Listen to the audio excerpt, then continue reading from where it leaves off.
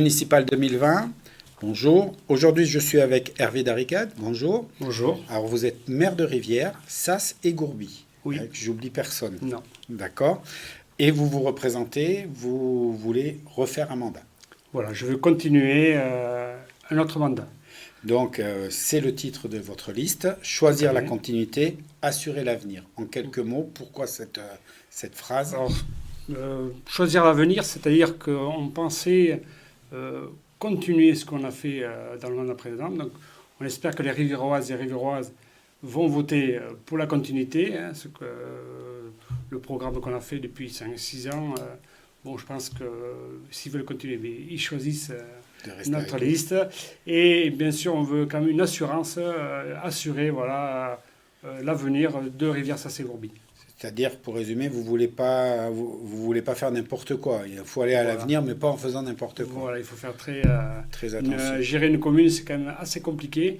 J'ai eu 2-3 ans pour comprendre le travail pour être maire. La fonction de maire n'est pas évident, parce que c'était la première fois que j'étais élu, en 2014. Donc là, ça permet 2-3 ans de connaître le fonctionnement d'une commune.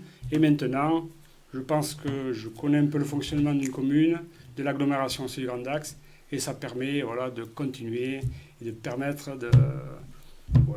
d'assurer, de suivre pour de que suivre tout à fait. Alors, on va essayer de mieux vous connaître, puisque c'est la première fois qu'on a le plaisir de vous avoir. Donc, Hervé Darricade, qui êtes-vous? Alors, Hervé Darricade, j'ai 50 ans, je suis marié, j'ai 2 enfants, Quentin qui a 16 ans et Amandine, elle a 18 ans. Et c'est la plus jeune électrice de Rivière-Sas-et-Gourby. Donc elle a 18 ans, il n'y a même pas 10 jours. Quoi. Vous lui avez bien expliqué pour qu'il faut voter. Elle fera son choix. Elle a le droit de choisir. Voilà, tout à fait. Donc, quel travail vous faites à côté? Quelles sont vos passions? Je travaille chez Enedis, dans l'électricité, dans le domaine de l'électricité. Ma passion, j'aime bien la nature, un peu de sport, j'aime bien aussi. Surtout le côté nature, j'aime bien. Et puis la mairie vous prend du temps, donc ça... C'est ça, c'est très... ça prend beaucoup de temps, la mairie, et aussi le travail. Donc c'est vrai que c'est pas évident de concilier la vie, le travail et la mairie, mais bon, maintenant, je pense qu'avec la loi proximité à engagement qui vient d'être votée, ça permet quand même d'avoir un peu plus de temps, donc ça sera un peu plus facile pour notre... si je suis élu, bien sûr. On va partir du principe à chaque fois que... Il est bien entendu que vous vous présentez pour être élu, donc on va faire comme si, en sachant qu'il y a une deuxième liste à Rivière qui se présente. Comme vous dites, il faut bien connaître les rouages. Vous êtes parti avec une équipe. Est-ce que là, vous repartez avec la même? Il y a des changements? Comment vous l'avez composée, cette liste? Alors, cette équipe, il y en a 6 sortants, 6 des anciens. Et j'ai essayé de prendre un peu des personnes qui sont dans les associations, parce qu'il y a pas mal d'associations, Rivière-Sas-et-Gourby, et aussi il y a pas mal dans le secteur bancaire aussi, donc c'est important pour les finances de la commune. Voilà, c'est une équipe qui s'entend très très bien. Voilà, ça se passe très bien, les réunions se passent très très bien, et que ça continue comme ça. Donc on peut dire que vous êtes complètement en osmose et que vous êtes confiant et que là vous repartez au combat comme il faut. Très bien, oui, c'est tout à fait ça. Alors vous avez proposé un programme, et là vous avez 5 engagements. Oui. C'est la base de votre programme, si je le résume, c'est 5 engagements forts. Alors, participation, vite fait, et puis on y reviendra et on les détaillera. Participation citoyenne, la jeunesse et l'école, qui va être un gros domaine. L'agriculture bio locale, parce que, j'ai perdu le titre, donc vous m'autorisez, c'est nature et environnement. Nature et environnement, oui. Après, vous avez le cadre de vie et les finances. Alors, on va peut-être commencer... Et la jeunesse aussi, la jeunesse et école. Si je le dis, jeunesse et école, vous voyez. On va peut-être commencer par les finances, parce que comme vous avez dit, il faut comprendre les rouages d'une mairie et il faut les finances pour faire fonctionner tout ça. Oui. Et là, pareil, ce mandat, vous avez vraiment travaillé dessus puisque vous avez désendetté la ville. Oui, on a désendetté la commune. Au début du mandat, on était à peu près 1 million d'endettement et maintenant on est à 440 000. Donc on a désendetté de plus de moitié de la commune, donc ça c'est important, sans augmenter les taxes locales, donc sans augmenter les impôts locaux. Et c'est dans l'avenir, on va faire la même chose, essayer de désendetter la commune, alors sachant qu'en 2020, Dans 3 ou 4 ans, les finances vont être bien enseignées au niveau de l'endettement. Et les taxes locales, bien sûr, on ne va pas y toucher, on ne va pas augmenter. Donc ça, c'est un objectif qu'on doit tenir et c'est les engagements que je vais tenir. Vous voulez aussi quand même investir et vous pourrez le faire. On investit parce qu'on demande, on essaie de trouver des subventions un peu partout. C'est le but. Donc maintenant, on sait dans les dossiers, jusqu'à présent, tous les dossiers qu'on a portés auprès de l'État, auprès des départements, ont été subventionnés, ont été très bien subventionnés. Donc il faut monter des dossiers. C'est vrai que c'est très très long. Vous savez, quand on a un projet, on en a pour 2, 3, 4 ans et, pour avoir des subventions. Et c'est vrai qu'en minima, on est à 40% et au maximum 80%. On arrive à avoir des subventions jusqu'à 80%, donc c'est très, très intéressant. Surtout au niveau des BART et au niveau des rénovations des bâtiments. Donc ça, c'est important pour la commune et pour les finances. Vous venez de parler des BART, on va y aller, puisque ça, c'est le chapitre nature et environnement. Oui. Et pour vous, les BART, c'est un fleuron et vous voulez travailler dessus. Alors les BART, c'est vrai que c'est pour Rivière-Sacé-Grosby, c'est quelque chose qui est très important. C'est-à-dire c'est le côté nature de Rivière-Sacé-Grosby. Rivière-Sacé-Grosby, on passe devant Rivière-Sacé-Grosby, on s'arrête souvent pour la boulangerie, mais aussi quand on lève la tête, on voit des cigognes. Et Rivière-Sacé-Grosby, c'est le village où il y a le plus de cigognes dans les Landes. Pourquoi ? Parce qu'on a les Barthes de la Dour qui sont à côté du village, qui font environ 450 hectares. Et donc c'est un patrimoine naturel où il faut préserver la biodiversité. Donc on essaie de faire des investissements. On a été envahi par une plante qui s'appelle la Jussie. Et on a réussi à trouver une méthode pour enrayer cette prolifération de Jussie en créant du compost bio. Alors c'est dans le prochain engagement qu'on a aussi, avec ce compost bio, on essaie de l'étendre sur les champs de maïs pour éviter de mettre des produits phyto. Donc ça, c'est très important.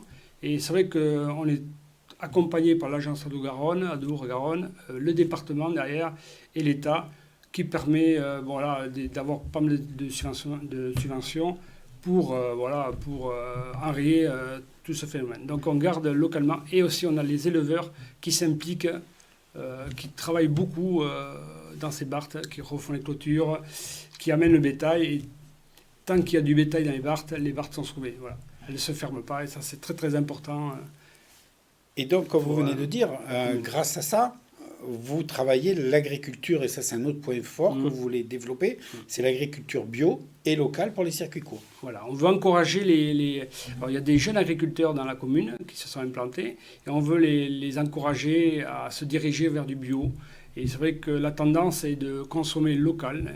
Donc c'est une demande de la population de manger local bien, quoi. Et c'est vrai que nous, par le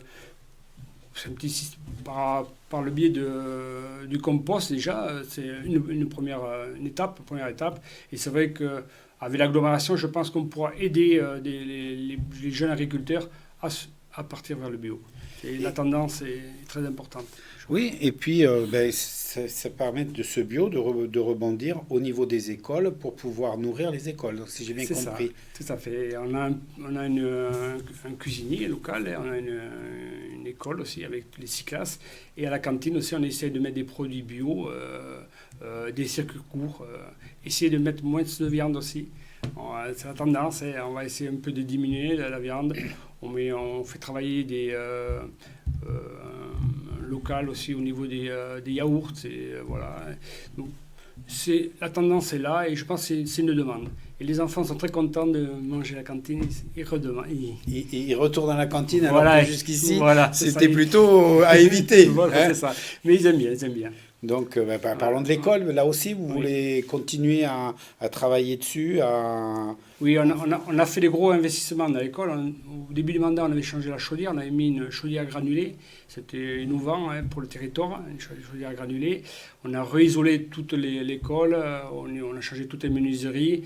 Et on a refait la cour avec des jeux pour les enfants. Donc ça, c'est un grand enjeu, c'est la jeunesse. Je pense qu'une commune doit investir prioritairement sur la jeunesse, parce que c'est l'avenir.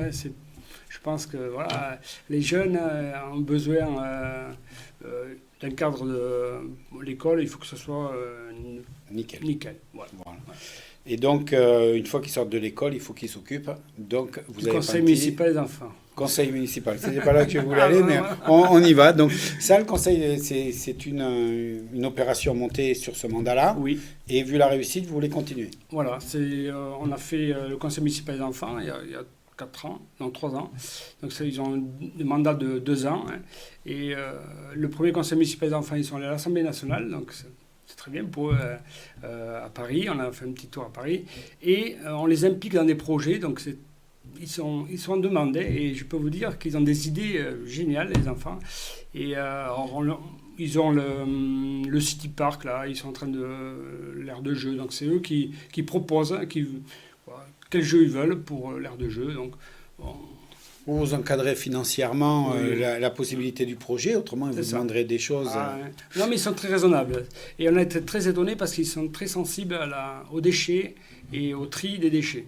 Donc ça, on est allé voir les points de tri, on a fait venir les ambassadeurs du tri. Donc ils étaient très sensibles à l'environnement. Et ça, c'est très bien. Ça me touche, c'est très bien pour les enfants. Et puis, les enfants grandissent. Et donc là aussi, vous voulez travailler le partage intergénérationnel. Expliquez-moi comment. Voilà, on va essayer au niveau de l'école, par rapport à l'école, par rapport à la bibliothèque aussi, ou par rapport aux associations, de regrouper les anciens et les jeunes. Alors c'est surtout au niveau des associations, je pense que là, c'est une tendance d'essayer de regrouper les anciens avec les jeunes. Et c'est une demande. C'est une demande. D'accord. Donc là, on a fait les jeunes, les plus anciens. Donc maintenant, tout ça, si on a bien compris, vous les incluez dans vos projets. Donc Oui. ça, on arrive sur la participation citoyenne. Ça, c'est quelque chose d'important pour vous. Oui. On va les intégrer à tous les projets. Hein. Même dans les commissions, on va essayer d'intégrer des personnes dans les commissions qui ne sont pas élues. Parce qu'au début du mandat, il va falloir créer les commissions. Et on va intégrer dans chaque commission des personnes qui sont volontaires pour participer à la vie de la commune. Ça, je pense que c'est important. Et c'est dans l'air du temps. Je pense que les gens ont besoin de donner leur avis et il faut prendre en considération leur avis. Et c'est pour ça qu'on va essayer d'intégrer dans toutes les commissions, on va essayer d'intégrer des personnes de la commune. Et j'ai vu aussi que vous vouliez essayer de mutualiser les associations, de mutualiser les différents objectifs que vous avez. Expliquez-moi quelle est l'idée. Alors, là. mutualiser, c'est-à-dire en commun, c'est-à-dire les salles, par exemple, on a pas mal, on a la chance à Rivière d'avoir pas mal de bâtiments. On en a rénové pas mal. Et on va essayer de mutualiser, c'est-à-dire que les associations se regroupent dans des salles. Plusieurs salles. Alors, on a une salle d'association qu'on est en train de créer, donc on est en train de rénover, d'essayer à ce que quelques associations participent à cette salle. Et aussi, on est en train de construire la maison de nature. Aussi, ça va être aussi en lien à ce que les associations intègrent cette maison de nature qui est en cours de fabrication. D'accord. Et alors, dans votre programme, donc il y a beaucoup de discussions, je vois ça. Et alors, il y a une petite chose qui m'a surpris en lisant votre programme, c'est les personnes ressources dans les commissions. Alors ça, qu'est-ce qu'une personne ressource dans une commission? C'est ce que je disais tout à l'heure. C'est des personnes extérieures qui ne sont pas élues, qui vont intégrer les commissions. D'accord. Les commissions, voilà. Un citoyen de Rivière qui trouve que cette commission lui convient.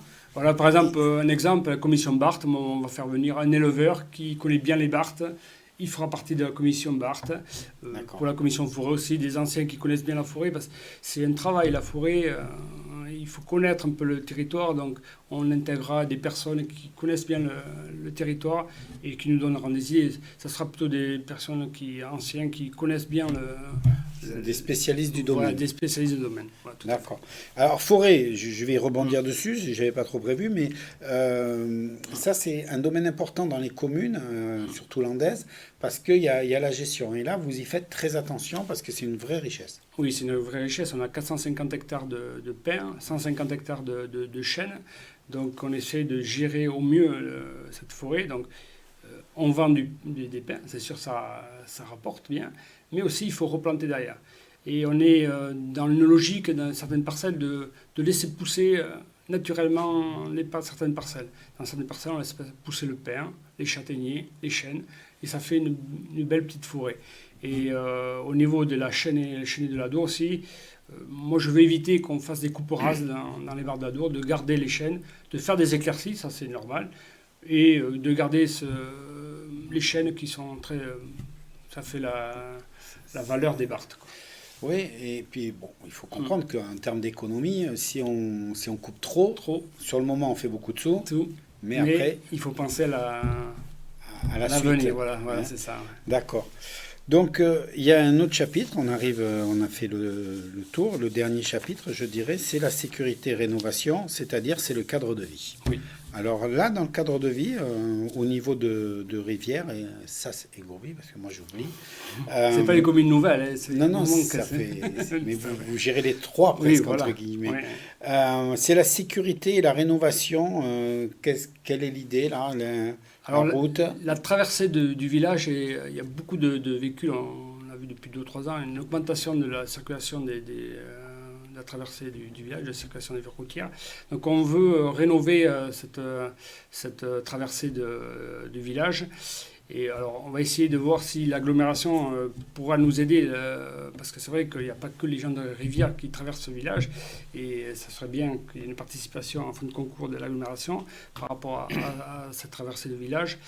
Et c'est vrai qu'aussi dans mon programme, on a une idée aussi de mobilité, c'est-à-dire que on voudrait que le couralin arrive jusqu'à la rivière, elle arrive sur Metz, Tercis, ça va arriver sur Tercis, et qu'il y ait aussi une mobilité pour qu'on ait un transport sur rivière, étant donné que la population augmente sensiblement sur rivière. On est passé de 15 points, on a augmenté, donc on a des lotissements, donc ça commence à augmenter et la population grandit à rivière.